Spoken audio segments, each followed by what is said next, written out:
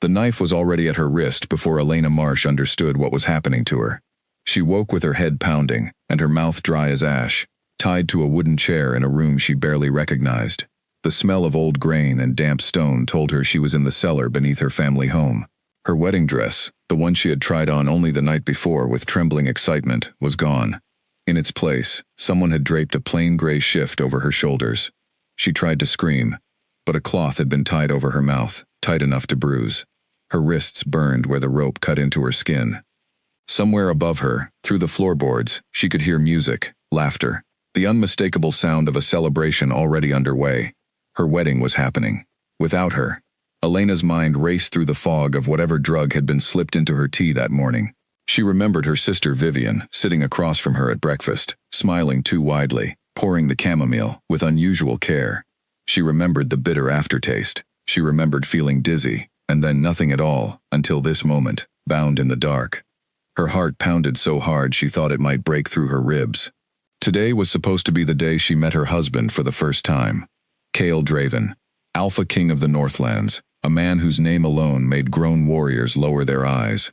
A betrothal arranged years ago by her grandmother, meant to bind two struggling pack lines together through marriage.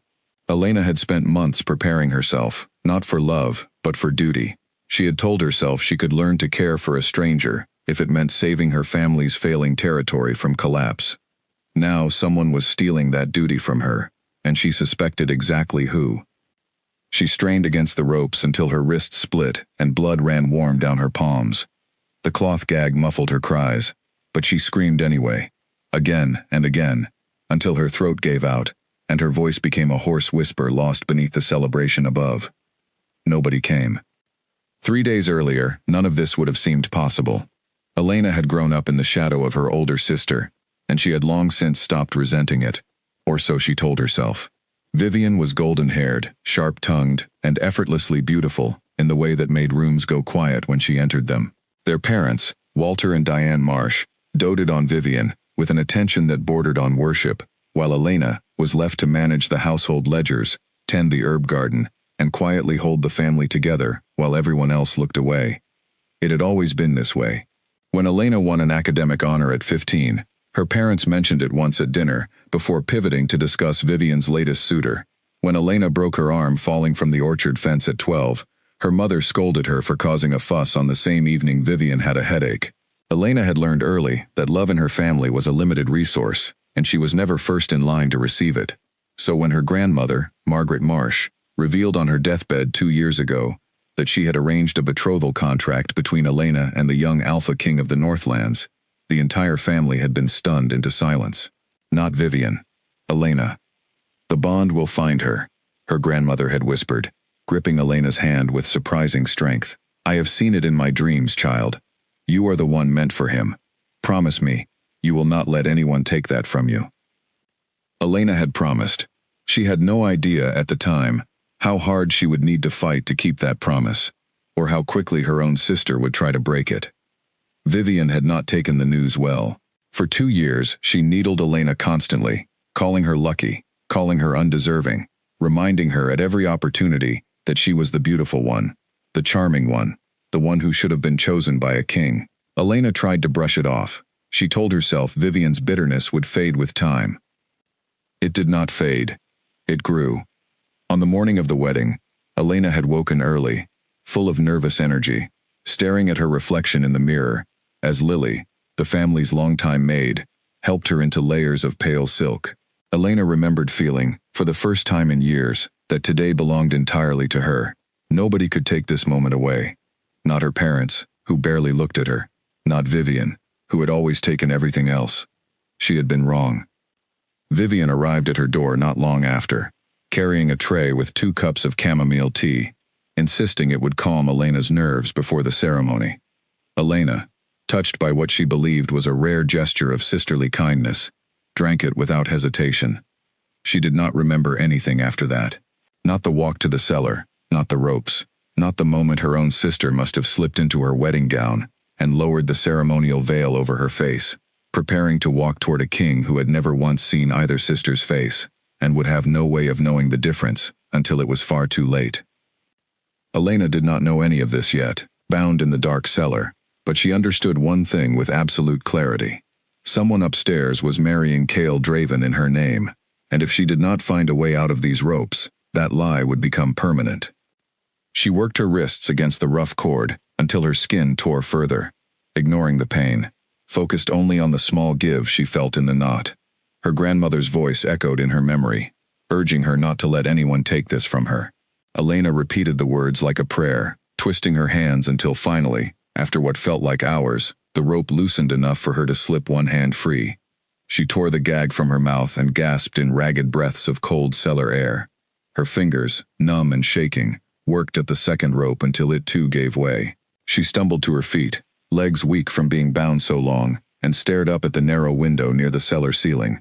Through the dusty glass, she could see torchlight flickering against the evening sky, and she could hear, faint but unmistakable, the sound of vows being spoken outside in the main courtyard. She was too late to stop the ceremony, but she was not too late to stop the lie from continuing. Elena searched the cellar frantically for a way out, her bare feet scraping against cold stone. The door was locked from the outside, heavy oak reinforced with iron. She threw her shoulder against it once, twice, until pain bloomed across her arm, but the door did not budge. Through the small window, she spotted a loose stone in the foundation wall, one she remembered from childhood games of hide-and-seek with Vivian, back before jealousy had poisoned everything between them. She dug her fingers into the gap around the stone, working it free with a strength born entirely of desperation, until it came loose and revealed a narrow gap just wide enough for a thin body to squeeze through. Elena was smaller than Vivian. It was, perhaps, the first time in her life that being the less impressive sister had proven useful. She forced herself through the gap, scraping her shoulders and hips raw against the stone, until she tumbled out into the cold night air behind the house, gasping and shaking, dressed only in the plain gray shift, her wedding gown stolen along with everything else that should have belonged to her that day. She could hear cheering now, coming from the front of the estate. The ceremony had ended. Whatever vows had been spoken, whatever bond had or had not been sealed, it was done. Elena stood frozen for a long moment, torn between rushing forward to expose the truth in front of the entire assembled crowd, or running as far from this nightmare as her legs could carry her. Shame stopped her first. She imagined the faces of the guests, the pity, the humiliation of appearing before a king and his court in a stained gray shift with rope burns circling her wrists, screaming accusations that would sound, to any outsider, like the ravings of a jealous and unstable woman. Vivian was clever. She would have already prepared a story, already convinced their parents to support whatever version of events made her look innocent. Elena had no proof, only rope marks and a torn gag, and the truth, which suddenly felt like the weakest weapon of all. So instead, driven by instinct rather than plan, she ran. She ran from the estate she had grown up in, past the orchard where she had broken her arm as a child, past the garden she had tended every single day for years while everyone else received the attention, and into the dark tree line at the edge of her family's territory. She did not know where she was going. She only knew she could not stay and watch her sister live the life that was supposed to be hers, could not stand in a crowd and smile, while everyone believed the wrong woman had married a king. The forest swallowed her whole, branches tearing at the thin fabric of her shift, roots catching at her bare feet until they bled. She ran until her lungs burned and her legs gave out beneath her, collapsing at the base of an ancient oak tree, sobbing silently into the darkness with nobody left to hear her. Above her, through gaps in the canopy, she could still make out the faint glow of celebration lights from the estate she had left behind. Somewhere in that light, her sister was standing beside a king, wearing Elena's dress, speaking Elena's vows, stealing Elena's future without a single flicker of guilt. Elena pressed her forehead against the rough bark of the tree and closed her eyes, exhaustion and grief pulling her toward a shallow, uneasy sleep. She had no way of knowing, in that moment, that the very deception meant to destroy her future was about to fail in a way nobody could have predicted, and that somewhere in that torchlit courtyard, a bond that was never meant to exist had already begun refusing to take hold. She had lost her wedding day, but fate, it seemed, was not finished with Elena Marsh yet. Hours later, deep in the surrounding woodland, the sound of hoofbeats and low, urgent voices would cut through the darkness. Scouts sent out from the Alpha King's personal guard, dispatched not to search for a runaway bride nobody yet knew existed, but for an entirely different reason. Something during the bonding ritual back at the estate had gone terribly wrong, and Cale Draven, standing before a veiled woman he had just married, had felt nothing, where every instinct told him he should have felt everything. A king who trusted his instincts above all else had just been handed proof that something about his wedding day was a lie, and though he did not know it yet, the true reason for that failure was lying half-conscious beneath an oak tree less than 2 miles from where his vows had just been spoken. The forest held its breath. Somewhere between the shadows and the torchlight, 2 paths that were never supposed to cross were about to collide, and neither Elena Marsh nor Cale Draven would ever be the same again. Cale Draven stood in the private chamber above the great hall, still dressed in his ceremonial armor, staring at the veiled woman who was now, by law and by vow, his wife. The celebration below had continued long into the night without him, drums and laughter drifting up through the stone floor. But up here, in the quiet of this room, something felt deeply and undeniably wrong. He had waited 2 years for this moment. His advisors had pressed him constantly about the alliance, about securing the southern territories through marriage, about honoring an old contract his own father had helped negotiate before his death. Cale had agreed to the arrangement, not out of romance, but out of duty, the same duty that had shaped every decision of his life since he took the throne at the age of 23. But duty had never stopped him from hoping, quietly, that something more might grow between himself and the woman he was meant to marry. He had heard stories about her, small fragments passed along through messengers and distant relatives. A quiet woman, a hard worker, someone who tended gardens and kept ledgers and rarely spoke unless she had something worth saying. It was not the description of a great beauty or a powerful warrior, but something about it had appealed to Cale, in a way he could not quite explain. Now, standing before his new wife in the private bonding chamber, he reached for her veil, with hands that trembled slightly, more from anticipation than nerves. This was the moment the ritual required, the moment when a true mate bond, if it existed, would ignite between them, sealing their marriage, not just through vows, but through the ancient magic that ran in the blood of every alpha line. The woman beneath it was beautiful, there was no denying that. Golden hair, sharp cheekbones, full lips curved into a smile that seemed practiced rather than genuine. But when their eyes met, Cale felt nothing, no warmth, no pull. No spark of recognition deep in his chest where the bond was supposed to live. Nothing at all. He blinked, certain he had misunderstood the sensation, and reached for her hand, hoping physical contact might trigger what his eyes had failed to summon. Still nothing. Her palm was soft and cool against his, but it stirred no more feeling in him than shaking hands with a stranger at a diplomatic gathering. "Is something wrong, my king?" the woman asked, her voice carrying a slight edge of nervousness she quickly tried to mask with a smile. Cale studied her face carefully, searching for something, anything, that might explain the emptiness he felt. "The bond has not formed," he said quietly. "It should have ignited the moment I saw your face." "Perhaps it takes time," she offered quickly. "I have heard some bonds are slower than others." Cale had heard no such thing, not in 23 years of study under the Pack Elders, not in any account passed down through generations of Alpha Kings before him. True mate bonds ignited instantly, or not at all. There was no gradual awakening, no slow burn. It was immediate, undeniable, and absolute. He said nothing further that night, though suspicion had already taken root deep in his chest.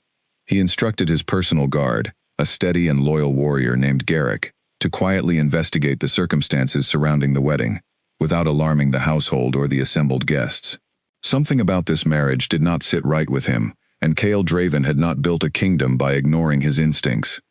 Vivian, for her part, spent that night pacing the length of her new chambers, long after Cale had left to attend to matters of state, her mind racing through every possible explanation she might offer if questions arose.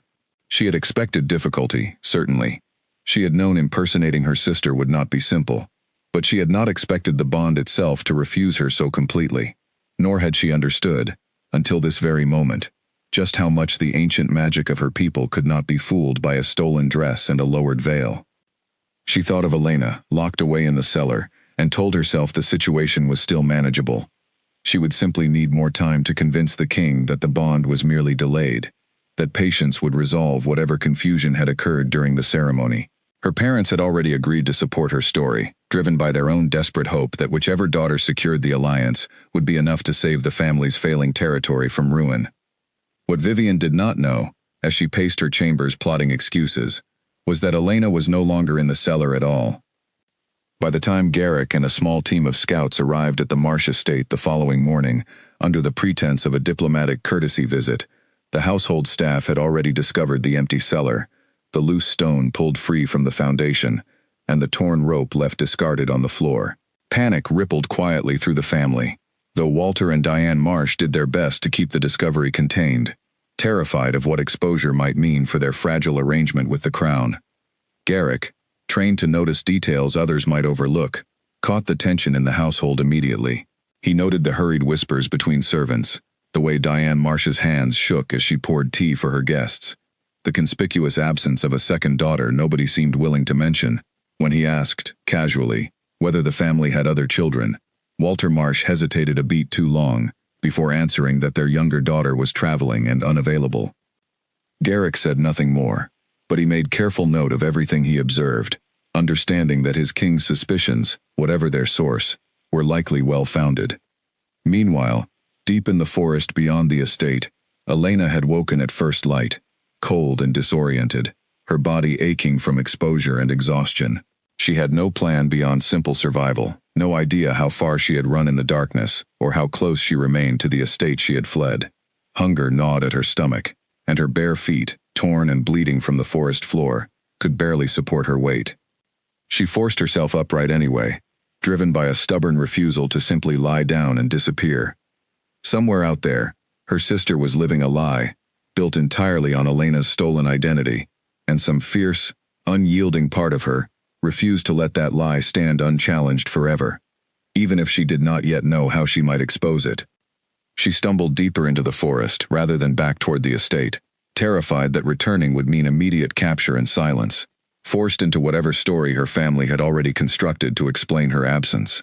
Better to remain hidden, she reasoned, until she found some way to gather proof, some way to make her case undeniable, before facing her sister and the king, who had unknowingly married the wrong woman. It was midday when the scouts found her. Garrick's team, having left the Marsh estate with more questions than answers, had spread out to search the surrounding territory on Cale's orders, searching for anything unusual that might explain the failed bonding ritual. One of the younger scouts, a sharp-eyed tracker named Owen, spotted fresh blood on a cluster of leaves near a fallen log, and followed the trail until he came upon Elena, collapsed against the base of a tree, barely conscious, her gray shift torn and stained, her wrists still marked with rope burns. "Over here," Owen called out, rushing to her side. "There is a woman here, injured. She needs help immediately." Elena, hearing unfamiliar voices approaching, tried weakly to pull herself upright, some instinct warning her that revealing herself to strangers might be dangerous.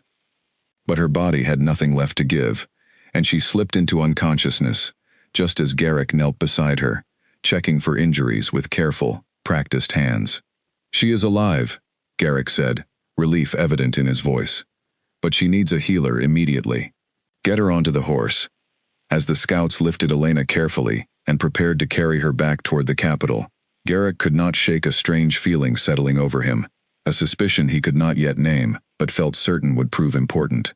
A woman found injured and bound in the forest, so close to the estate where his king had just married, under circumstances that felt increasingly wrong. It seemed too significant to be mere coincidence. He sent a rider ahead immediately, carrying urgent word back to the capital for his king. Something had happened at the Marsh estate, something far more complicated than a simple diplomatic marriage, and Cale Draven needed to know everything before this situation grew any more tangled than it already had. By the time the sun began to set that evening, Elena Marsh was being carried through the gates of the Alpha King's own castle, unconscious and unaware that the very man her sister had stolen from her was about to discover, in the most unexpected way imaginable, exactly who his true bride had been all along. The healer's chamber smelled of crushed herbs and burning candle wax when Elena finally opened her eyes. For a long moment, she lay perfectly still, uncertain whether she was still dreaming, staring up at an unfamiliar ceiling, carved with symbols she did not recognize, some ancient crest belonging to a family that was not her own. A woman with kind eyes and gray-streaked hair sat beside the bed, dabbing a cool cloth against Elena's forehead. "You are safe now," the woman said gently. "My name is Nora. I serve as healer here at the castle. You gave my scouts quite a fright, collapsing in the woods like that." Elena tried to sit up, panic flooding back into her chest as memory returned in fragments. The drugged tea, the ropes, the cellar, her sister's voice through the floorboards, mixed with music and celebration. "Where am I?" she managed to ask, her voice raw and unfamiliar even to her own ears. "You are within the castle walls of King Cale Draven," Nora replied, watching Elena's reaction carefully. "You were found injured in the forest near the Marsh estate. Do you remember what happened to you?" Elena hesitated, uncertain how much to reveal to a stranger, uncertain whether trusting anyone within these walls was even safe. Her sister was likely already established here as the king's wife, already spinning whatever story would protect her position. If Elena spoke too soon, too carelessly, she risked being dismissed entirely, perhaps even punished for daring to challenge a story the crown had already accepted as truth. "I fell," Elena said finally, choosing caution over honesty. "I do not remember much beyond that." Nora's expression suggested she did not entirely believe this explanation, particularly given the rope burns still visible on Elena's wrists. But she said nothing further, simply continuing to tend to Elena's injuries with quiet professionalism. Outside the healer's chamber, Garrick stood waiting with growing impatience, eager to report his findings to the king. He had already sent word ahead about the injured woman found near the Marsh estate, but he wanted to speak with Cale directly, before drawing any conclusions that might prove embarrassing if wrong. He did not have to wait long.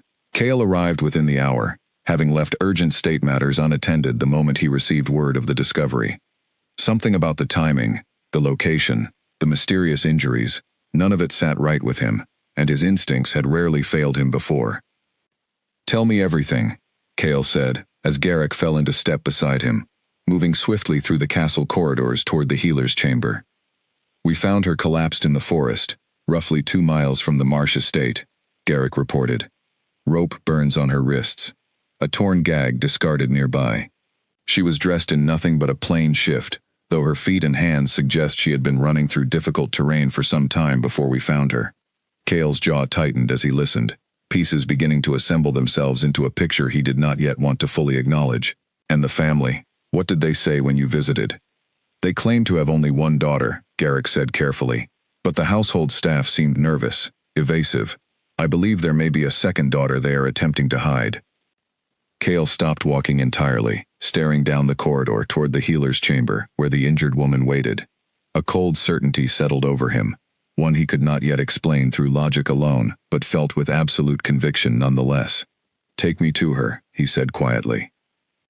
Inside the chamber, Elena had drifted into an uneasy rest, exhausted beyond measure, when the sound of the door opening pulled her back toward consciousness. She turned her head weakly, expecting perhaps another servant, another healer checking on her progress. Instead, she found herself looking directly into the eyes of a man she had never met, but somehow recognized instantly, a recognition that had nothing to do with memory, and everything to do with something far deeper, something ancient and undeniable, stirring awake in her chest the moment their gazes locked. The room seemed to tilt slightly. Warmth spread through her entire body, starting at her heart and radiating outward until even her fingertips tingled with awareness. She had heard stories about the mate bond, had been told it would feel like recognition, like coming home to a place she had never physically visited before. She had not expected it to feel quite this overwhelming, quite this impossible to ignore. Cale froze in the doorway, his own breath catching sharply in his throat.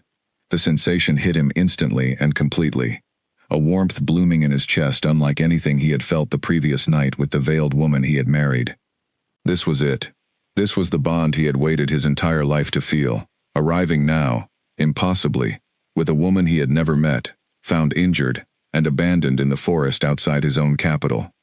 "Who are you?" he asked, his voice quieter than he intended, thick with an emotion he could not fully name. Elena struggled to sit upright, suddenly aware of how she must appear, disheveled and bruised, dressed in nothing but a healer's plain shift, facing the king she had been meant to marry, under circumstances entirely different from this one. Shame and confusion warred within her. But beneath both emotions ran something steadier, something that told her this moment, however strange and unexpected, was somehow exactly right. "My name is Elena Marsh," she said finally, forcing steadiness into her voice, despite the trembling she felt throughout her body. "I believe, my king, that you may have married the wrong sister yesterday." Silence fell over the chamber like a held breath.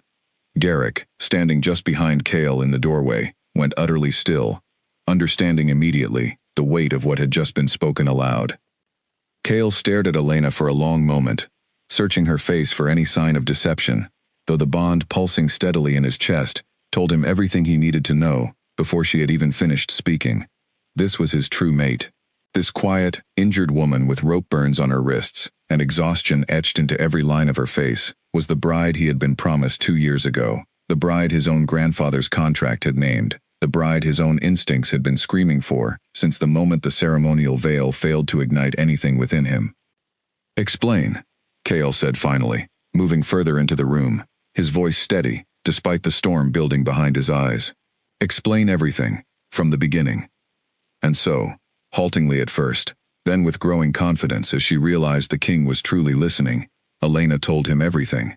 The drugged tea, the ropes, the cellar, her escape through the loose foundation stone, her flight into the forest, uncertain whether exposing the truth immediately would have even been believed, given her sister's cleverness and their parents' desperate need for the alliance to succeed regardless of which daughter secured it. Cale listened without interrupting, his hands curling slowly into fists at his sides as the full scope of the deception became clear. When Elena finished speaking, silence stretched between them for several long moments, heavy with implications neither of them had fully processed yet. "The woman in my castle," Cale said finally, his voice low and dangerous, in a way Garrick had rarely heard from his king. "The one wearing your dress, speaking your vows, sleeping in the chambers, meant for my true wife. That is your sister." "Vivian," Elena confirmed quietly. "My older sister." Cale turned to Garrick, his expression hardening into something resembling cold, controlled fury. "Assemble the council elders immediately. I want the Marsh family brought before this court by morning. Every single one of them, including the woman currently residing in my private chambers under a stolen identity." Garrick nodded sharply and departed at once, leaving Cale alone with Elena, in the quiet aftermath of a revelation that would soon shake the foundations of 2 families and 1 kingdom's fragile alliance. Elena watched him carefully, uncertain what to expect next, uncertain whether this powerful king before her would treat her with compassion, or simply as another piece in a political puzzle he now needed to solve. But when Cale finally turned back to face her, the fury in his expression softened into something gentler, something that made her chest ache with an emotion she had not allowed herself to feel in years. "You have suffered a great injustice," Cale said quietly, kneeling beside her bed so that their eyes met at equal height. "And I intend to correct it, fully and completely. But first, you must rest. You have endured more than enough for 1 lifetime, in these past 2 days alone." Elena nodded, exhaustion finally overtaking the adrenaline that had carried her this far. As she drifted toward sleep once more, she felt, for the first time since her grandmother's death, a fragile thread of hope beginning to take root within her chest. Hope that perhaps the life stolen from her might yet be reclaimed, piece by piece, starting with the truth finally being spoken aloud within these castle walls. Outside the chamber, word was already beginning to spread through the castle staff, whispered from servant to servant, that something extraordinary and scandalous had occurred, something involving the king's new bride, and a sister nobody had known existed. By morning, the entire capital would know that the wedding celebrated only 1 day earlier had been built entirely on a lie, and that the true bride, the woman the ancient bond had recognized without hesitation, had been found broken and abandoned in the very forest surrounding the kingdom she was destined to help rule. Vivian Marsh was applying a fresh coat of rouge to her cheeks when the castle guards arrived at her chamber door, their expressions carefully neutral, in a way that immediately set her nerves on edge. She had spent the morning rehearsing excuses, convinced that patience and charm would eventually smooth over whatever confusion had occurred during the bonding ritual. She was not prepared for the sight of 4 armed guards standing in her doorway, nor for the cold formality in their leader's voice. The king requests your presence in the council chamber immediately, the guard announced. Your parents have already been summoned as well. Vivian's stomach dropped, though she forced a bright smile onto her face regardless. Of course. Please give me a moment to dress appropriately. You will come as you are, the guard replied, his tone leaving no room for argument. She followed them through the castle corridors with her heart hammering against her ribs, every step forward feeling like a step closer to some reckoning she had hoped to avoid indefinitely. She told herself repeatedly that Elena could not possibly have reached the capital already, that whatever summons awaited her in the council chamber must relate to some other matter entirely, some diplomatic formality, unrelated to the deception she had orchestrated only 2 days earlier. That fragile hope shattered the moment she stepped into the council chamber and saw her sister standing beside the king, dressed now in proper clothing provided by the castle, her wrists still bandaged, her expression calm in a way that unsettled Vivian far more than open anger would have. The chamber was full. Council elders sat along both sides of the long stone table, their faces grave and watchful. Walter and Diane Marsh stood near the entrance, having arrived only moments before Vivian, their expressions caught somewhere between confusion and dawning horror as they registered Elena's presence in the room. "Elena," Diane breathed, her hand flying to her mouth. "You are alive. We searched everywhere. We feared the worst had happened to you." "You feared nothing of the sort," Elena interrupted, her voice steady despite the tremor she felt building beneath her calm exterior. "You knew exactly where I was, locked in our own cellar, while Vivian wore my dress and spoke vows meant for me." Gasps rippled through the assembled elders. Walter Marsh's face drained of color entirely, while Diane opened her mouth as if to protest before seeming to think better of it, understanding perhaps that any denial now would only compound the damage already unfolding before the entire council. Cale raised a hand for silence, and the chamber fell still immediately, every eye turning toward the king as he began to speak. 2 days ago, I stood before a veiled woman and completed the bonding ritual, meant to seal a marriage contract, negotiated by my father and the elder Marsh matriarch years before her death. That ritual failed. The bond did not ignite, as it should have with a true mate. I dismissed this at first as some anomaly, though every account passed down through generations of our people insists the bond ignites immediately or not at all. He paused, letting the weight of his words settle over the room before continuing. "Yesterday, my scouts discovered a woman injured and abandoned in the forest outside this very estate, bound by rope, drugged, and left to fend for herself in the wilderness. That woman is Elena Marsh. The moment I looked upon her face, the bond ignited instantly and without question." Vivian felt every eye in the chamber turn toward her, and she fought the urge to flee, forcing herself instead to lift her chin and meet the accusations with whatever composure she could still summon. "This is absurd," she said, her voice sharper than she intended. "I do not know what my sister has told you, but I am the woman you married, my king. I stood before you and spoke the vows myself." "You stood before me wearing her dress," Cale replied, his voice cold and unyielding, "and spoke vows meant for a woman whose place you stole through deception and cruelty. Your own sister bears rope burns on her wrists as proof of the violence you inflicted upon her to secure this theft." Vivian's composure cracked slightly, panic flickering across her features before she managed to smooth it away. "I did what was necessary for this family," she said, her voice rising with desperation now. "Elena has always been given everything, the betrothal, the contract, our grandmother's favor, while I was left with nothing. I deserved this chance as much as she did." "You deserved nothing that required binding your own sister and leaving her to die alone in the forest," Cale said, his tone leaving absolutely no room for sympathy. He turned toward the assembled elders, his expression hardening into the resolve of a ruler prepared to act decisively. "By the ancient laws governing bonded unions within our territory, any marriage secured through fraud and impersonation is void from its inception. There was never a true marriage between myself and Vivian Marsh. There was only a deception that nearly cost an innocent woman her life." An elder seated near the head of the table, a stern-faced man named Edwin who had served as advisor to Cale's father before him, rose slowly to his feet. "The king speaks correctly according to our oldest laws," Edwin confirmed, his voice carrying easily through the silent chamber. "A union built upon fraud carries no legal weight whatsoever. The marriage is void, as though it never occurred." Vivian's knees nearly buckled beneath her at the words, the crushing weight of her failed scheme settling over her all at once. Everything she had risked, everything she had done to Elena, had accomplished nothing beyond exposing her own cruelty before the entire court. "Please," she said, her voice cracking now with genuine desperation rather than practiced charm. "Please understand. I only wanted a chance at a better life. Is that truly such a terrible crime?" "The crime," Cale said quietly, "was never wanting a better life. The crime was the willingness to steal it through violence against your own blood." Diane Marsh, watching her elder daughter's composure finally collapse entirely, stepped forward with tears streaming down her face. "Please, my king, show mercy. Vivian is still my daughter, whatever mistakes she has made." Cale's gaze shifted toward Diane and Walter, his expression carrying a weariness that suggested he had already anticipated this plea. "Mercy is not mine alone to offer in this matter. Elena is the one who suffered at your daughter's hands, and at your own hands as well, given your evident willingness to allow this deception to proceed despite knowing the truth." All eyes turned toward Elena then, waiting to hear what judgment she might request for the sister who had betrayed her so completely, for the parents who had prioritized convenience over her safety and well-being.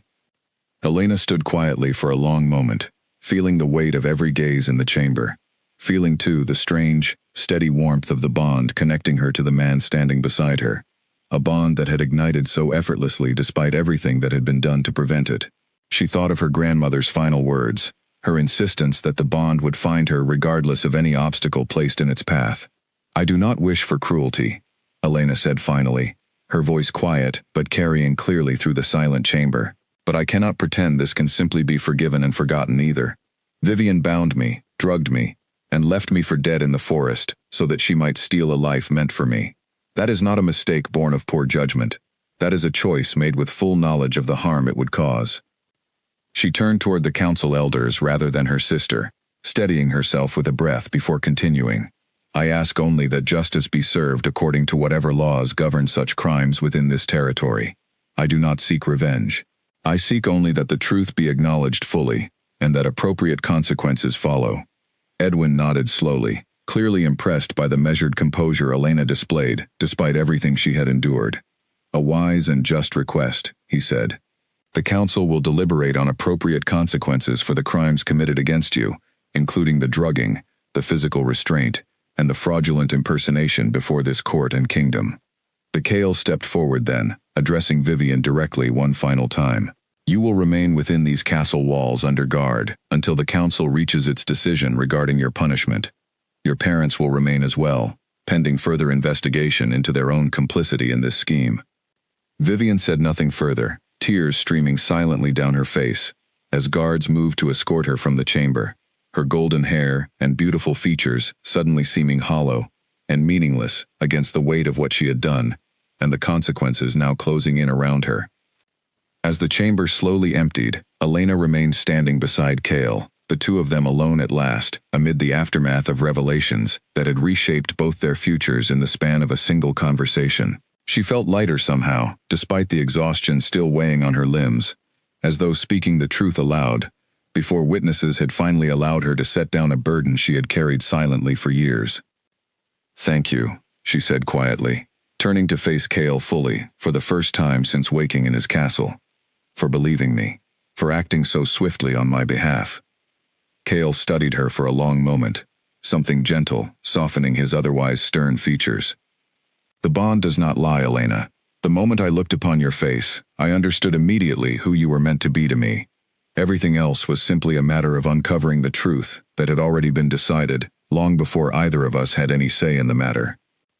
Elena felt her cheeks warm at his words, though uncertainty still lingered beneath the fragile hope building within her chest. She had spent her entire life being overlooked, undervalued, treated as though she mattered less than her more celebrated sister. She did not yet know how to trust that this powerful king, bound to her now by ancient magic neither of them fully controlled, truly saw her as more than simply the correct piece in a political puzzle finally falling into place. That uncertainty, she suspected, would take considerably longer to resolve than the truth of her identity had taken to reveal.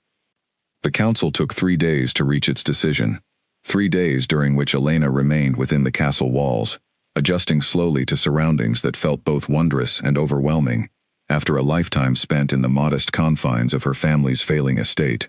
Servants attended to her every need with a deference she had never experienced before, addressing her as though she already carried the title of queen, though no formal ceremony had yet taken place to make that title official. She found the attention strange rather than comforting. For years she had moved through her own household largely unnoticed, expected to manage tasks quietly without recognition or praise. Now, suddenly, every small action seemed to draw attention. Every word she spoke seemed to carry weight she was not accustomed to bearing. She often found herself glancing over her shoulder, half expecting someone to announce that a terrible mistake had been made, that she did not truly belong within these walls after all. Cale, for his part, remained attentive without being overbearing, checking on her recovery each morning, before attending to the mounting political concerns generated by the scandal now spreading rapidly through the kingdom. He brought her books from the castle library when he learned of her love for reading, arranged for a healer to check her wounds daily, and made a point of dining with her each evening despite the demands on his schedule. Elena appreciated these gestures, even as uncertainty continued to gnaw at the edges of her growing affection for him. She could not entirely silence the voice in her mind, reminding her that Cale's attention might stem more from guilt over the injustice she had suffered, than from genuine feeling toward her as a person. The bond between them was undeniable, a warmth she felt whenever he entered a room, a steadiness that settled over her whenever their eyes met. But bonds, she reminded herself cautiously, were about biology and ancient magic. They said nothing certain about whether two people could build a genuine life together beyond that initial spark of recognition.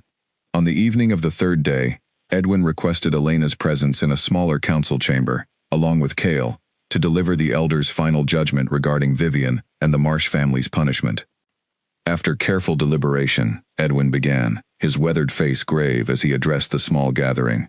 The council has reached a decision regarding the crimes committed against Elena Marsh.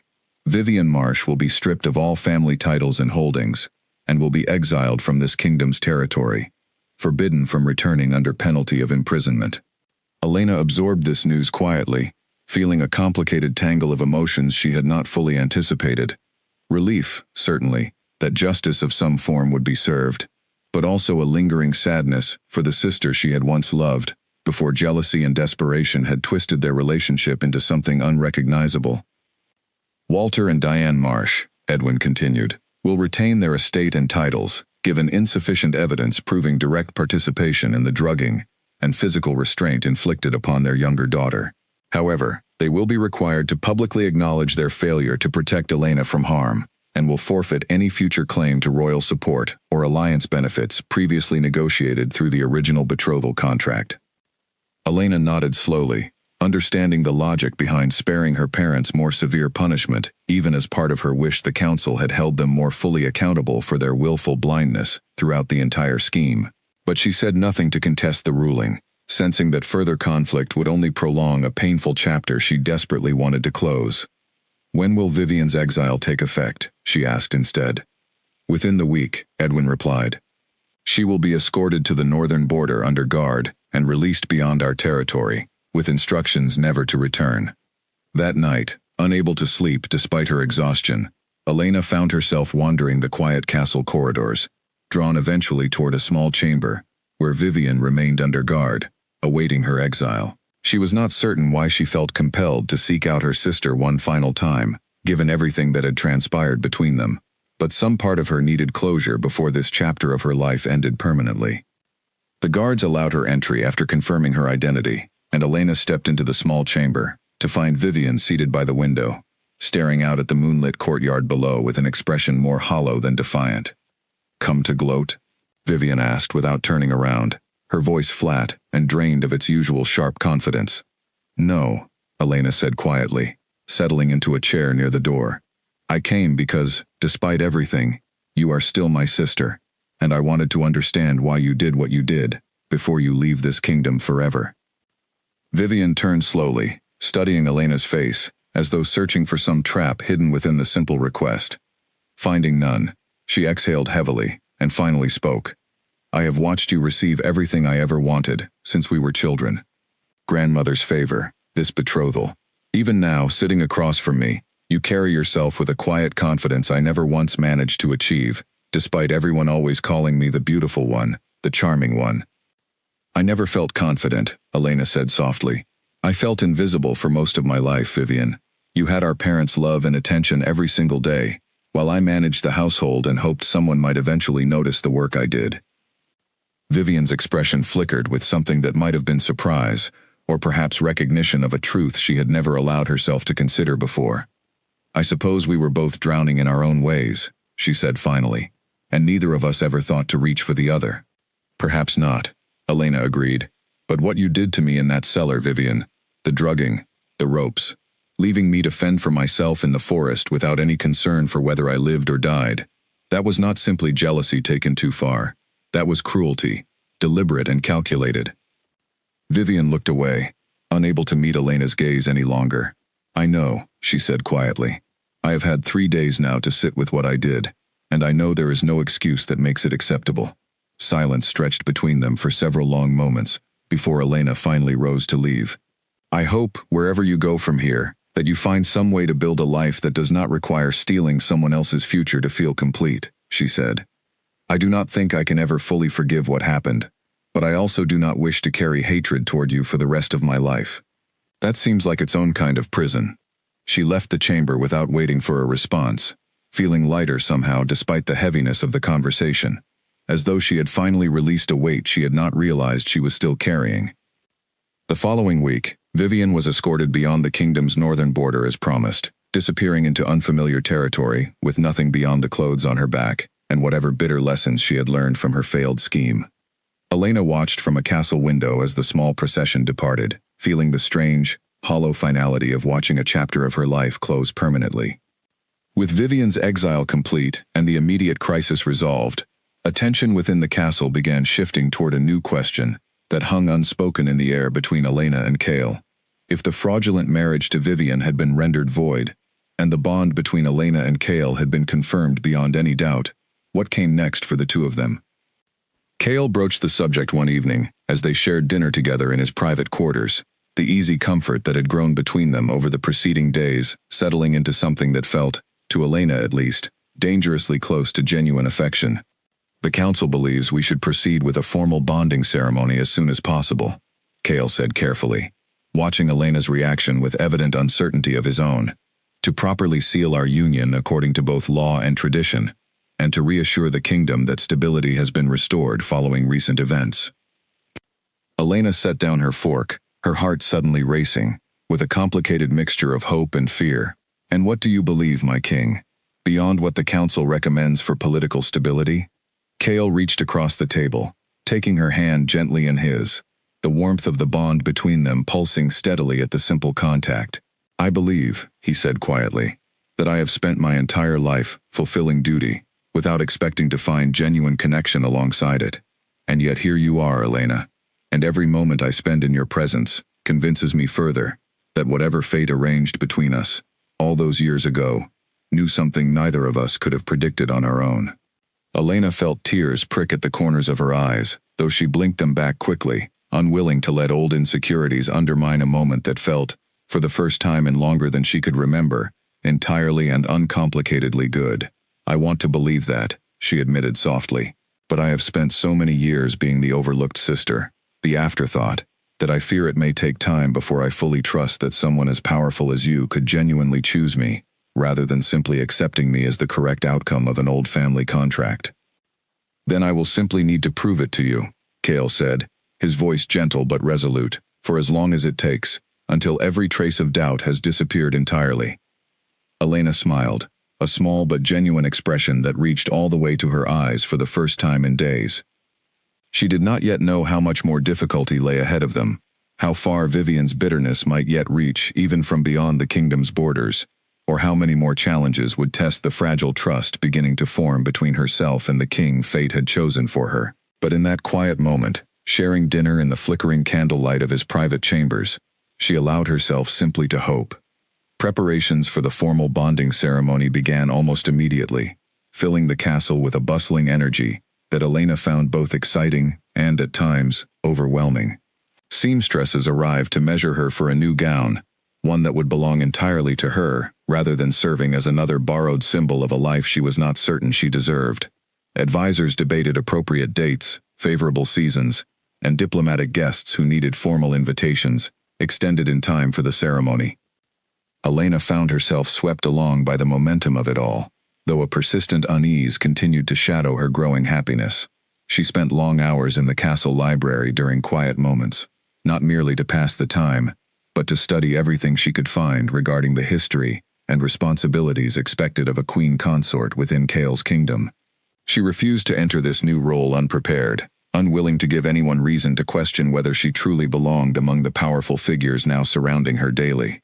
Nora, the healer who had first tended to Elena's injuries, became something of a friend during this period, often finding Elena curled in a corner of the library, long after most of the castle had retired for the evening. "You work as hard studying these old texts as any council member I have known," Nora observed one evening, settling into a chair across from Elena with a cup of tea in hand. "I refuse to stumble into this role unprepared," Elena replied, not looking up from the worn pages before her. "Everyone here already sees me as some fortunate stranger who happened to be recognized by the bond. I want them to see, eventually, that I am capable of fulfilling this responsibility on my own merits as well." Nora studied her for a long moment before speaking again. "May I offer some honest observation, without causing offense?" Elena finally looked up, nodding for Nora to continue. "You speak as though you must earn a place that has already been given to you," Nora said gently. "The bond chose you, Elena, not your sister, despite her beauty and confidence, not any other woman who might have seemed a more obvious political choice. You. Perhaps it is worth considering that fate recognized something in you worth choosing, something beyond simple duty or contractual obligation." Elena absorbed these words quietly, uncertain how to fully accept a truth that contradicted so many years of feeling perpetually overlooked within her own family. "It is difficult," she admitted finally, "to unlearn a lifetime of believing myself the less remarkable sister, even when circumstances now suggest otherwise." "Difficult, perhaps," Nora agreed, "but not impossible. Give yourself time, Elena. Chaol has shown remarkable patience with you already. Extend that same patience toward yourself as well." The advice settled uneasily in Elena's mind over the following days, resurfacing particularly during her growing interactions with the castle's political circles, where whispers occasionally reached her ears regarding her suitability for the role she was preparing to assume. Not everyone within the court celebrated the sudden change in circumstances. Some advisors, loyal to older traditions, quietly questioned whether a woman with no formal training in statecraft or diplomacy could adequately support a king facing increasingly complex challenges from neighboring territories. Elena overheard one such conversation quite by accident, passing a partially open door within the administrative wing of the castle, where two advisors spoke in hushed but audible tones. "The king should have pursued a match with one of the eastern territories," one voice muttered, unaware of Elena's presence just beyond the doorway. "This Marsh girl brings nothing beyond an accident of fate. No political connections worth mentioning, no dowry of any significance, simply an old contract and a bond that happened to ignite." "The bond cannot be dismissed so easily," the second voice countered, though without much conviction. "Still, one wonders whether love alone will prove sufficient when harder decisions regarding territory and resources inevitably arise." Elena moved away from the doorway quickly, her chest tight with a familiar ache she recognized instantly from years of similar dismissals within her own family. She retreated to her chambers that evening feeling smaller than she had in days, old insecurities resurfacing with renewed force despite Nora's earlier encouragement. When Chaol arrived for their usual evening dinner, and found her unusually quiet, he set down his utensils immediately, studying her with the careful attention she had come to associate with genuine concern, rather than mere political obligation. "Something troubles you," he observed. "Please, tell me what has happened." Elena hesitated, reluctant to burden him with overheard gossip that might seem petty compared to the genuine political challenges he faced daily. But something in his steady, patient gaze encouraged her honesty, and she found herself repeating the conversation she had overheard, her voice growing quieter with each admission. Chaol listened without interrupting, his expression darkening slightly as she finished her account. "Those advisors speak from outdated assumptions about what strengthens a kingdom," he said firmly. "They believe alliances are built solely through territory and resources, forgetting entirely that trust, loyalty, and genuine partnership matter just as much, if not more, in the long term.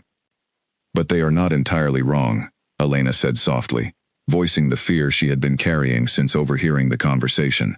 I bring no formal training, no significant resources, nothing beyond a bond neither of us controlled. What if I truly am insufficient for what this role demands? Kale reached across the table, taking both her hands in his, with a gentleness that steadied her racing thoughts almost immediately. Elena, listen to me carefully. I have ruled this kingdom for 3 years now, guided by advisors who value territory and resources above all else. And in that time, I have watched this same approach create fragile alliances built entirely on convenience. Alliances that crumble the moment circumstances shift, or better offers present themselves elsewhere. He paused, holding her gaze steadily. What I have seen in you these past weeks, your resilience, despite everything your sister and family put you through, your dedication to studying and preparing for this role, despite nobody requiring it of you, your compassion, even toward the sister who betrayed you so completely. These qualities matter more to me, and I believe ultimately to this kingdom, than any dowry or territorial alliance ever could. Elena felt tears gathering despite her best efforts to hold them back, though these tears carried warmth rather than the familiar sting of dismissal she had grown accustomed to throughout her life. I want to believe that, she whispered. I am simply still learning how to trust that my worth does not depend entirely on what I can offer others. Then allow me to remind you as often as necessary, Kale said softly, until believing it becomes as natural as breathing. Their growing closeness did not go unnoticed within the castle, and slowly, gradually, the whispers Elena had once overheard began shifting in tone, as advisors and staff alike witnessed firsthand the genuine partnership developing between their king and his intended bride. Elena began attending select council meetings at Kale's invitation, offering quiet observations that frequently proved insightful, precisely because her years managing household affairs and navigating her own family's complicated dynamics had sharpened skills of diplomacy and careful judgment that many formally trained advisors lacked entirely. Edwin, the eldest and most respected of the council members, found himself particularly impressed by Elena's contributions during a discussion regarding trade negotiations with a neighboring territory, where her practical suggestions regarding resource allocation demonstrated an understanding of managing scarcity that most nobility, raised in comfort and privilege, simply did not possess. Perhaps, Edwin remarked to Kale, privately following one such meeting, the ancient bond understood something about strength that our old traditions have long overlooked. There is a resilience in your intended bride, forged through hardship that no amount of formal training could replicate. Kale smiled at this observation, watching from a distance as Elena engaged confidently with 2 other advisors regarding upcoming diplomatic visits. I suspected as much from the very beginning, he replied quietly.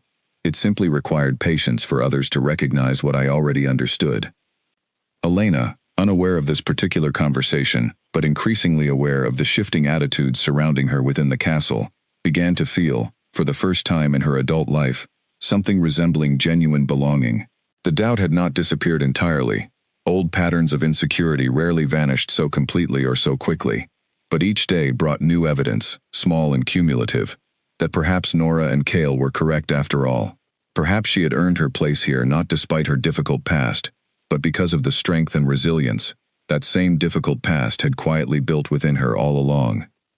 Yet even as Elena's confidence grew steadily within the castle walls, far beyond the kingdom's northern border, her sister Vivian was discovering that exile had done little to diminish her bitterness, and was instead beginning to forge dangerous new alliances of her own, alliances that would soon threaten everything Elena had worked so hard to reclaim.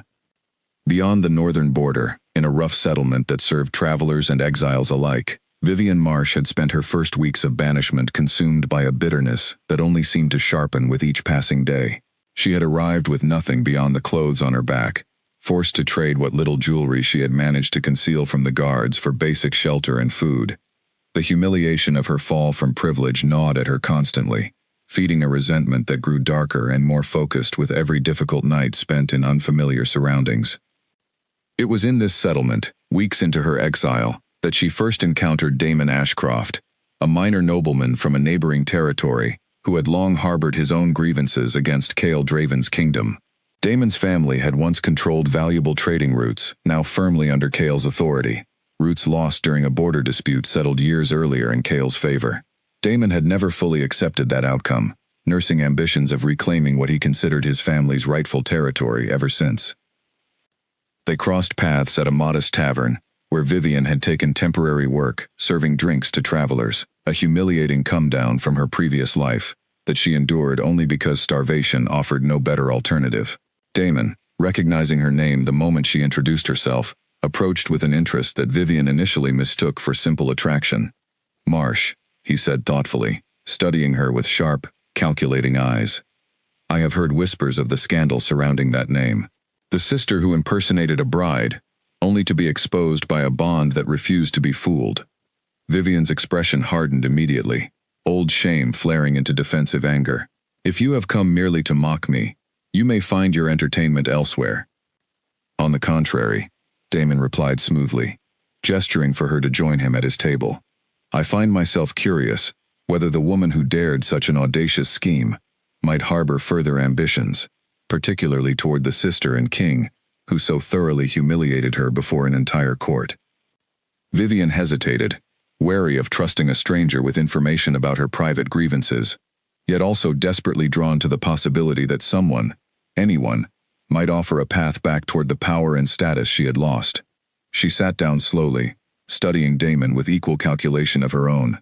"What exactly are you proposing?" "Simply this," Daemon said, leaning forward with quiet intensity. "I have long sought an opportunity to reclaim territory that rightfully belongs to my family, territory currently under the protection of King Chaol Draven. You, meanwhile, clearly harbor no small amount of resentment toward that same king, and the sister who now occupies the position you once coveted. Perhaps our mutual interests might align productively." Over the following weeks, Vivian and Daemon met repeatedly, their conversations growing increasingly detailed, as they began constructing a plan neither could have executed alone. Daemon possessed resources, connections among mercenaries willing to work for coin rather than loyalty, and detailed knowledge of the disputed border territories, where his family's former holdings remained vulnerable to renewed conflict. Vivian, meanwhile, retained intimate knowledge of the Marsh family estate, its layout, its defenses, and crucially, insider familiarity with Elena's habits and vulnerabilities that no outside conspirator could easily replicate. "The upcoming bonding ceremony provides our ideal opportunity," Daemon explained during one such meeting, spreading a rough map of the capital across their table.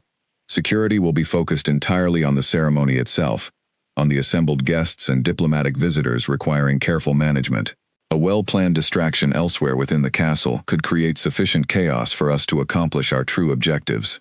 "And what exactly are our true objectives?" Vivian asked, though she suspected she already understood the answer forming in Daemon's ambitious mind. "For me, the disputed border territories, seized during the confusion, while the king's attention remains fully consumed by threats closer to home," Daemon replied.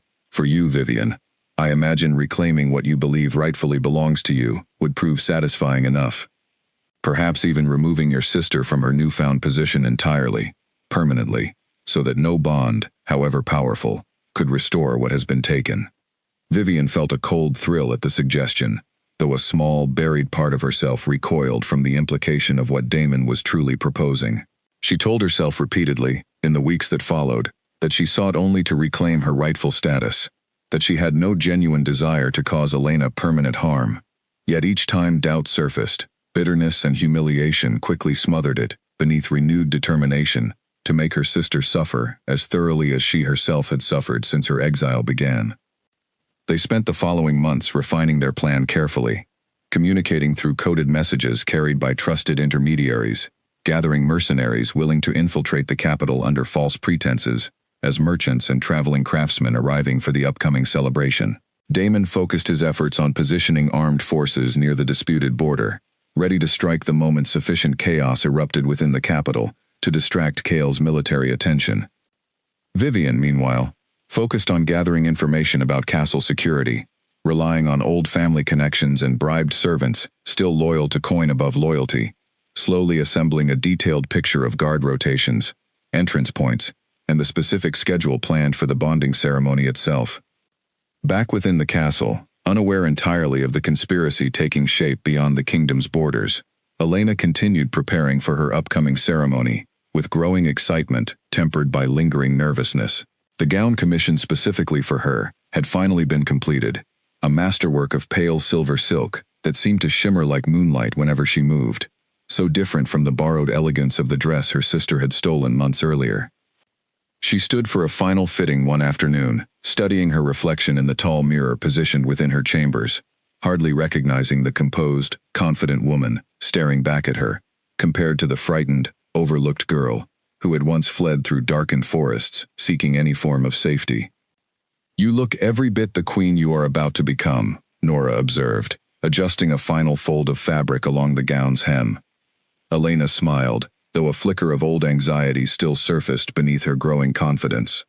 "I only hope the ceremony proceeds smoothly, given everything that occurred during the last wedding held within these walls. Security has been increased considerably since that unfortunate incident," Nora reassured her. "Garrick himself has overseen every arrangement personally, determined that nothing similar will ever occur again." Elena nodded, drawing reassurance from Nora's confidence, unaware that the very security measures meant to prevent another disaster were about to be tested by a threat far more calculated and dangerous than her sister's earlier, clumsy deception had ever posed. Garrick, for his part, had indeed increased security substantially throughout the castle in preparation for the ceremony, though even his careful diligence could not fully anticipate the sophistication of the plan Vivian and Damon had spent months constructing. Merchants and craftsmen arriving from distant territories for the celebration underwent only cursory inspection, given the sheer volume of visitors expected for such a significant royal event, providing exactly the vulnerability Damon's mercenaries required to infiltrate the capital undetected. As the day of the bonding ceremony finally approached, Elena felt increasingly confident that whatever obstacles remained between herself and her future with Cale had already been overcome through the trials she had already endured. She could not have known that the greatest test still lay ahead, hidden carefully behind a conspiracy that had been building steadily for months, waiting patiently for the precise moment when chaos and celebration would blur together long enough to strike at everything she had worked so hard to reclaim. The morning of the bonding ceremony arrived bright and clear, the entire capital seeming to hum with anticipation, as banners bearing the royal crest fluttered from every visible rooftop and archway. Elena woke early, her stomach fluttering with a mixture of excitement and nervous energy she had not felt since childhood, back before disappointment and neglect had taught her to guard her expectations carefully against inevitable letdown. Today, however, felt different. Today carried none of the dread she had experienced on the morning of Vivian's stolen ceremony, only genuine anticipation for a future she had fought so hard to reclaim. Lily, who had traveled from the Marsh estate specifically to help prepare Elena for this significant day, worked carefully to arrange her hair, weaving small silver ornaments throughout dark waves that framed her face beautifully against the pale gown awaiting her. "Your grandmother would be so proud," Lily said softly, meeting Elena's eyes in the mirror's reflection. She always believed this day would come, despite everything that tried to prevent it. Elena felt tears threaten at the mention of her grandmother, though she blinked them back carefully, unwilling to disturb the careful preparations Lily had spent hours perfecting. "I only wish she could witness it herself," Elena said quietly. "Perhaps she is watching even now," Lily offered gently, "proud that her faith in you proved justified, despite every obstacle placed in your path." Elsewhere within the castle, security forces, under Garrick's careful supervision, moved through their assigned positions, monitoring the steady stream of guests and diplomatic visitors arriving throughout the morning for the celebration. Among the merchants delivering final supplies for the feast, several unfamiliar faces moved with practiced casualness, blending seamlessly into the general chaos of preparation that always accompanied significant royal events. These were Damon's mercenaries, positioned carefully throughout the castle grounds over the preceding days, awaiting only the signal that would launch their coordinated plan into motion. Vivian herself had traveled secretly into the capital only 2 days earlier, disguised beneath a heavy cloak and hood that concealed her once recognizable golden hair, taking up residence in a modest inn where she awaited word from Damon regarding the precise timing of their scheme. The ceremony itself was scheduled to begin at midday, held within the castle's grand courtyard before an assembly of nobility, diplomatic guests, and common citizens who had gathered to witness the historic event. Elena, standing at the entrance to the courtyard as the ceremony's opening rituals began, felt her heart pound steadily against her ribs, though this time the sensation carried anticipation rather than the fear that had accompanied her sister's stolen wedding months earlier.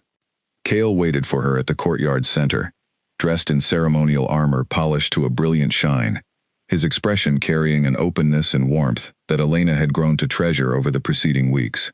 As she walked slowly toward him, guided by the same ancient customs that had once nearly been corrupted through her sister's deception, she felt the bond between them pulse steadily stronger with every step, a warmth that had never once wavered since the moment their eyes first met in the healer's chamber.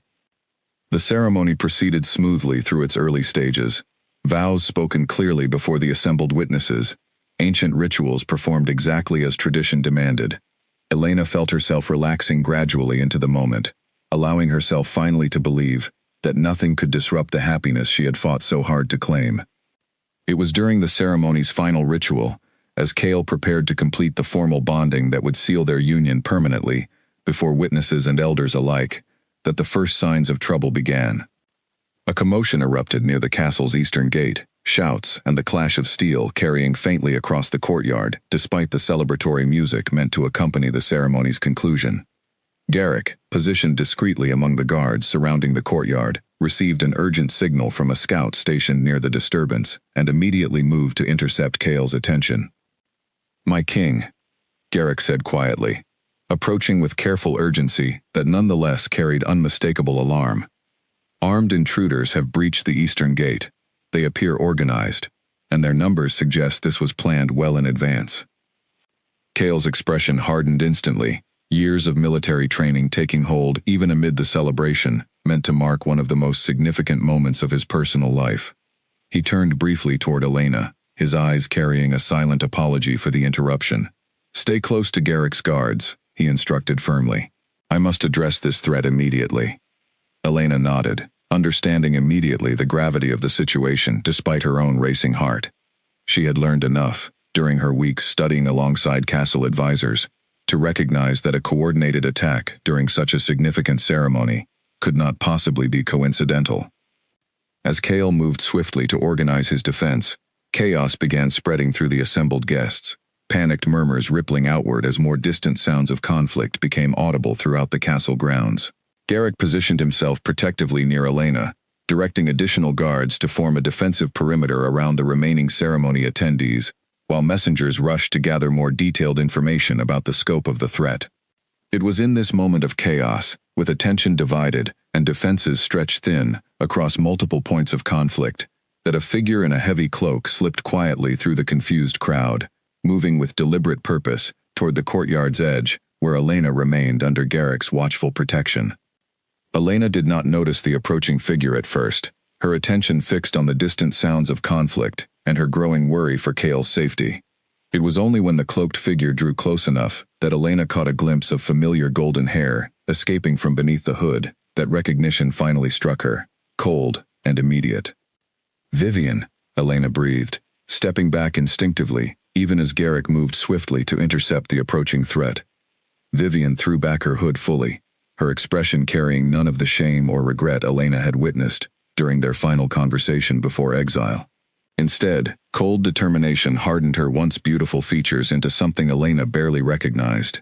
"Did you truly believe I would simply disappear quietly, allowing you to enjoy everything stolen from me without consequence?" "This is not stolen from you," Elena said firmly, forcing steadiness into her voice despite the fear tightening around her chest. "This was never yours to begin with, Vivian. You cannot manufacture a bond through violence and deception." "Perhaps not," Vivian replied, her hand moving suddenly toward something concealed beneath her cloak, "but I can certainly ensure you never enjoy it either." Garrick moved swiftly, positioning himself directly between Elena and her sister, his hand already reaching for the blade at his side. "Step back immediately," he commanded, his voice carrying the authority of years spent protecting his king and kingdom from threats both foreign and domestic. Vivian hesitated, clearly not having anticipated such immediate resistance, her eyes darting between Garrick's steady blade and Elena's protected position behind him. For a moment, uncertainty flickered across her features, the same doubt Elena had glimpsed during their final conversation, resurfacing briefly, before hardening once more into cold resolve. "This is not finished," Vivian said, backing away slowly, as additional guards, alerted by the commotion, began converging on her position. You may have won this day, sister, but Daemon's forces are already moving against the northern border, and no amount of security here will prevent the chaos we have set in motion. Before Garrick or the approaching guards could fully surround her, Vivian turned and fled into the confused crowd of fleeing guests, disappearing swiftly into the chaos still unfolding throughout the castle grounds. Garrick immediately dispatched 2 guards in pursuit, while maintaining his protective position beside Elena, unwilling to leave her unguarded given the uncertainty still surrounding the full scope of the attack. Elena stood trembling slightly in the aftermath of her sister's sudden appearance, processing the reality that Vivian's exile had not extinguished her bitterness, but had instead transformed it into something far more dangerous and calculated. She thought immediately of Cale, somewhere within the castle grounds coordinating defense against whatever armed threat had breached the eastern gate, and fear for his safety momentarily overwhelmed her own shock at her sister's unexpected return. We must find the king, Elena said urgently, turning to Garrick with a determination that surprised even herself given the circumstances. If Vivian mentioned Daemon's forces moving against the northern border, this attack here may be nothing more than a coordinated distraction. Garrick's expression sharpened with the same realization, understanding immediately the strategic implications of Elena's observation. You may be correct, he said grimly. I will send word immediately regarding the northern border threat while ensuring your safety remains protected throughout the remainder of this crisis. As guards scrambled to address the immediate threat at the eastern gate, while simultaneously dispatching urgent warnings toward the vulnerable northern territories, Elena found herself thrust unexpectedly into the very heart of a conspiracy that had been building silently for months, a conspiracy that threatened not only her own hard-won happiness, but the safety and stability of the entire kingdom she had only recently begun to call home. Cale arrived at the eastern gate to find his guards already engaged in fierce combat against a smaller force than he had initially feared, though the intruders fought with a coordination that suggested professional training rather than simple opportunistic looting. He moved swiftly through the chaos, his own considerable combat skill honed through years of leadership, quickly turning the tide of the skirmish as his forces regrouped under his direct command. Within minutes, the immediate threat at the eastern gate had been subdued, several intruders captured while others fled back through whatever breach they had created in the castle's outer defenses. Cale allowed himself only a brief moment of relief before Garrick arrived, breathless from rushing across the castle grounds, carrying news that immediately reignited his concern. My king, Garrick reported urgently.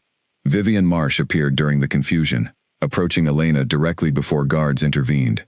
She has since fled, but not before revealing that this attack serves as a distraction. She spoke of forces moving against our northern border, coordinated by someone named Daemon. Cale's expression darkened considerably at this revelation, pieces of a larger strategic picture beginning to assemble themselves rapidly in his mind. Daemon Ashcroft, he said grimly. His family has long resented losing control over the northern trading routes. This makes considerable sense now. A coordinated distraction here, while his forces attempt to reclaim disputed territory, while our attention remains fully occupied elsewhere. Elena remains safe under heavy guard, Garrick assured him quickly, but she insisted I bring this information to you immediately, believing correctly that the true threat lies elsewhere. Cale nodded sharply, already turning to issue new commands to the guards surrounding him.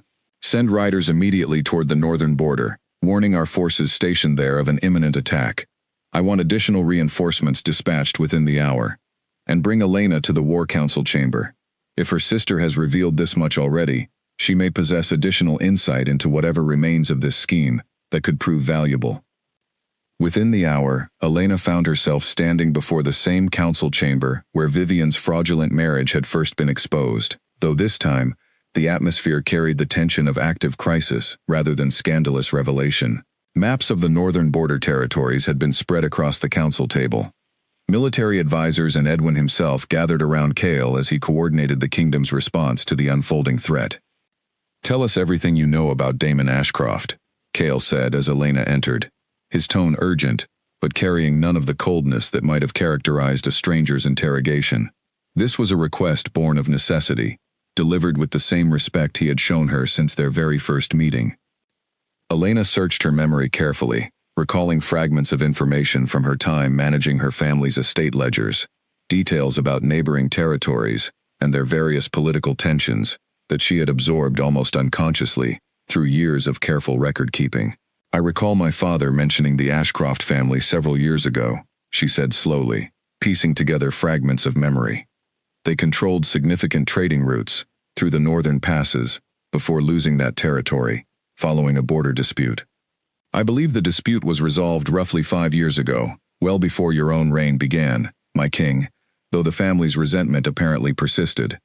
Edwin nodded slowly at this confirmation, cross-referencing Elena's account against his own extensive knowledge of the kingdom's political history. This aligns precisely with records from that period, he confirmed. Damon Ashcroft would have been a young man at the time, old enough to harbor lasting resentment over his family's diminished status.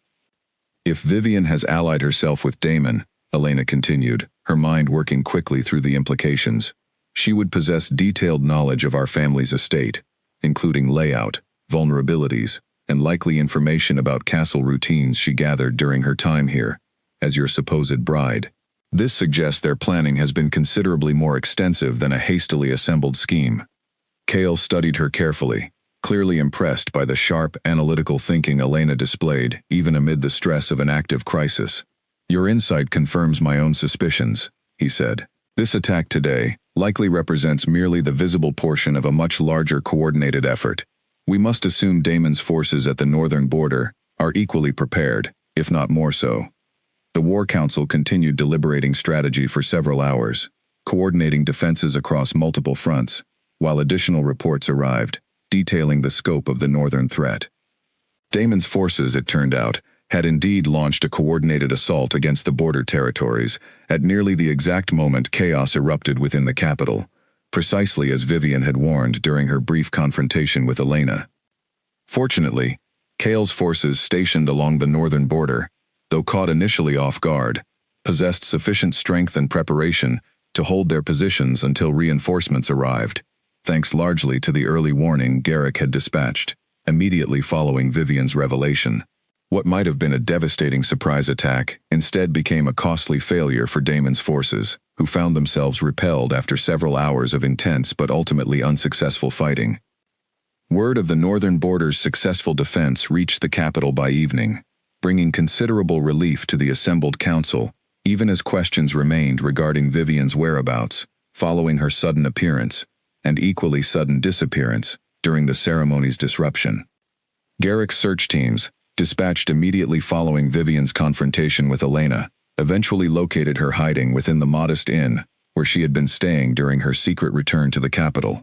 She offered little resistance when guards finally cornered her, seeming almost relieved that the exhausting effort of maintaining her conspiracy had finally reached its conclusion, regardless of the outcome. Brought once more before the council chamber, this time facing considerably more severe consequences than her initial exile, Vivian appeared markedly different from the confident, calculating woman who had confronted Elena only hours earlier. Exhaustion and the weight of her failed schemes seemed to have finally broken through whatever bitter resolve had sustained her determination.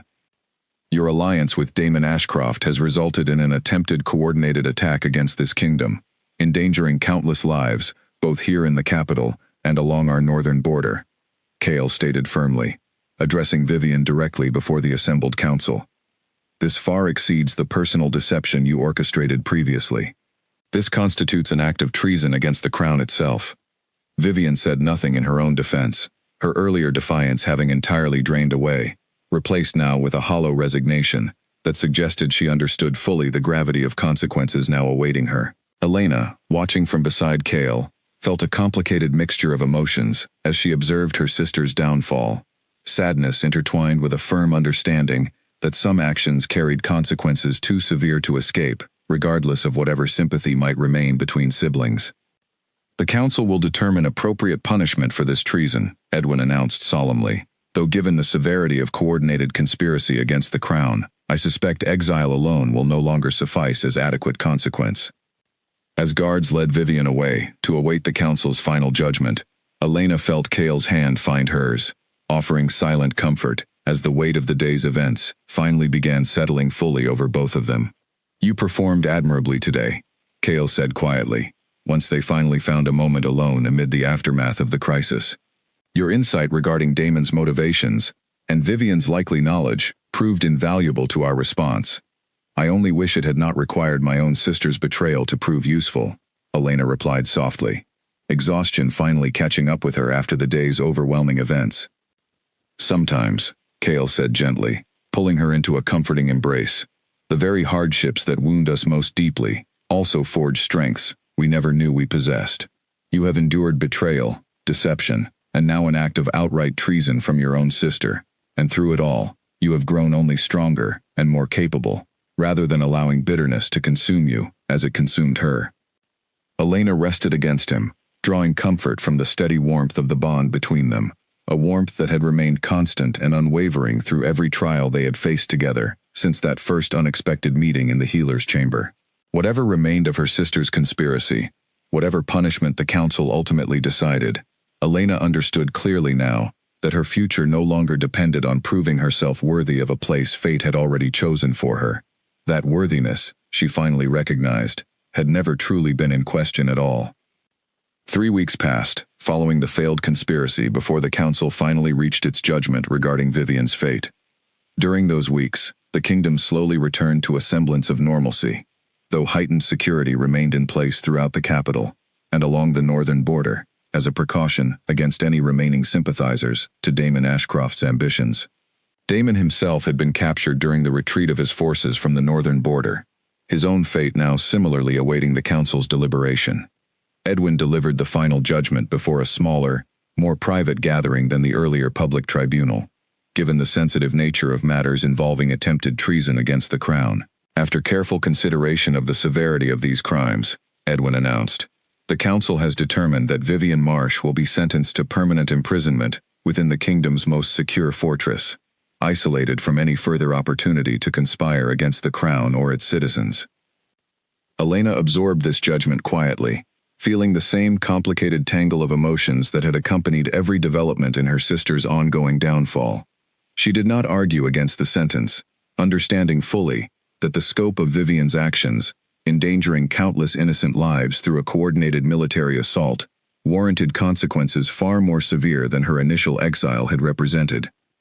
Damon Ashcroft will face similar imprisonment, Edwin continued, along with forfeiture of all remaining family holdings and titles, ensuring his ambitions toward reclaiming the northern territories can never again threaten this kingdom's stability. With the council's judgment finally rendered and the immediate crisis fully resolved, attention within the castle shifted once more toward completing the bonding ceremony that had been so dramatically interrupted weeks earlier. This time, security measures were considerably more extensive, though the atmosphere throughout the capital carried a renewed sense of hope and celebration, as citizens who had witnessed their kingdom successfully weather a serious threat found themselves eager to celebrate a joyous occasion that symbolized resilience and renewal. Elena stood once more at the entrance to the castle's grand courtyard on the morning the ceremony finally resumed, wearing the same silver gown that had been carefully preserved following the earlier disruption. This time, however, she felt none of the lingering anxiety that had shadowed her earlier preparations. The trials of recent weeks, the exposure of her sister's deeper betrayal, the successful defense against a coordinated military threat, had solidified within her a confidence that no lingering doubt could easily shake. Lily once again helped arrange her hair, weaving the same silver ornaments through dark waves that had become associated, for Elena, with the beginning of a new chapter in her life. Your grandmother's faith in you has been proven beyond any doubt now, Lily observed softly, echoing sentiments she had shared weeks earlier, before everything had been so dramatically interrupted. I only hope, Elena replied, studying her reflection with a steadiness that surprised even herself, that I can honor that faith fully in the years ahead, whatever challenges this kingdom may yet face. As she walked once more toward the courtyard's center, where Cale waited with the same warmth and openness that had characterized every interaction between them since their fateful first meeting, Elena felt the ancient bond between them pulse with renewed strength, undimmed by the weeks of crisis and uncertainty that had interrupted their initial celebration. The ceremony proceeded smoothly this time, every ritual completed exactly as tradition demanded, culminating in the formal bonding that sealed their union permanently before the assembled witnesses. When Kale finally lifted her veil to complete the ceremony's most sacred moment, the warmth that had first ignited between them in the healer's chamber flared brighter than ever, a confirmation witnessed by the entire assembled court that no deception, no conspiracy, no bitter betrayal could ever hope to diminish. Cheers erupted throughout the courtyard as the ceremony concluded, the assembled crowd celebrating not merely the union of their king and his true bride, but the resilience and strength that had carried both of them through trials that might have destroyed a lesser partnership entirely. Following the ceremony, as celebration continued throughout the castle grounds late into the evening, Kale led Elena away from the festivities briefly, guiding her toward a quiet garden terrace overlooking the capital's illuminated streets below. "There is one final matter I wish to address privately, before this day fully concludes," he said, his expression carrying a seriousness that momentarily concerned her. "What is it?" Elena asked, studying his face carefully, for any sign of remaining trouble. Kale reached into a small pouch at his side, withdrawing an ornate crown crafted from silver and delicate gemstones that caught the moonlight beautifully as he held it toward her. "This crown has remained in my family for generations, reserved specifically for the woman who would one day rule beside me, as true queen consort. I had originally intended to present it during our earlier ceremony, before circumstances forced its postponement." Elena felt tears gather as she studied the delicate craftsmanship, understanding fully the significance of what Kale now offered her. "I am honored," she said softly, "though I confess, some part of me still occasionally wonders whether I have truly earned such recognition." Kale set the crown gently atop her dark hair, his hands lingering tenderly against her face afterward, as he studied her with unmistakable affection. "You have earned this recognition many times over, Elena, through your resilience against betrayal, your wisdom during crisis, your compassion even toward those who wronged you most severely. This kingdom is fortunate to have you as its queen, and I am fortunate beyond measure to have you as my true bonded mate." Elena smiled, finally allowing herself to fully accept the truth she had struggled to believe throughout months of uncertainty and doubt. She was not simply the overlooked sister who had stumbled fortunately into unexpected circumstances. She was Elena Marsh, queen of a kingdom that had tested her through fire and betrayal, and emerged only stronger for having survived it, bonded permanently to a king who valued her not despite her difficult past, but because of the remarkable strength that same difficult past had forged within her. As fireworks began illuminating the night sky above the celebrating capital, marking the joyful conclusion to a day that had finally, fully restored everything that had once been so cruelly stolen from her, Elena stood beside Kale on the quiet garden terrace, feeling for the first time in her entire life that she had found not merely a place where she belonged, but a partnership built genuinely on mutual respect, resilience, and a bond that no deception or conspiracy would ever again have the power to threaten. The kingdom below celebrated late into the night, the story of the stolen wedding, and the true bride's ultimate triumph, already becoming legend among citizens who would tell it for generations to come. A story not merely of a king finding his rightful queen, but of a woman who had learned, through every trial she faced, that her own worth had never depended on anyone else's recognition at all.